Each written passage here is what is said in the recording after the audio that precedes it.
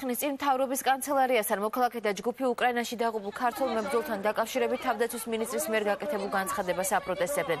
აქციის მონაწილეები მინდია ჯანელიძის თანამდებობიდან გადადგომას ითხოვდნენ. ვითარება მას შემდეგ დაიძაბა, რაც კანცელარიასთან თავისუფალი თაობის წარმომადგენლები მივიდნენ.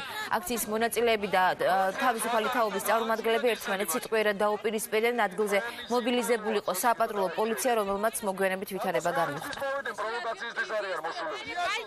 სადისტი თავდაცვის მინისტრი და რა უფლება გაქვთ მორალში ამოაიროს მეცადისტე და კედარაშვილი დარდამარისთვის მოგიტანეთ საჩუქრები ეს აქ შეიკრიბნენ და აპროტესტებენ გაუგებრად მინისტრის გადადგომა უნდა თუ რა ვიცი რა აი როგორც 20 ლარიანები ესენი არიან მაგალითად მე ამოვიღე ჯიბიდან 20 ლარი და მივაწოდე როგორი 20 ლარითაც მოვიდნენ იმ 20 ლარი წავიდნენ ეხა აქედან და ნუაწუხებენ მოსახლეობას და ნუგიშნიან გადაადგილებაში თუნდაც ხელს. ვთხოვთ გადამდგარიყო თავდაცვის მინისტრი სამარცხინო განცხადების მერე, რომელმაც მიაყენა ყველა ჯარისკაცს, შეელახა ჯარისკაცის მუნდირი, აი ამის გასაპროტესტებლად ვიყავით, რომ გადამდგარიყვნენ.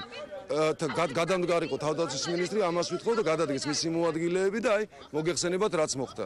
ეს იყო პროვოკაცია შექმნილი, პირდაპირი პროვოკაცია. 20 ლარი გადმოწყვეტ. 20 ლარი, შენ აი 20 ლარი, რა 20 ლარითაც მოხვედით, 20 ლარი.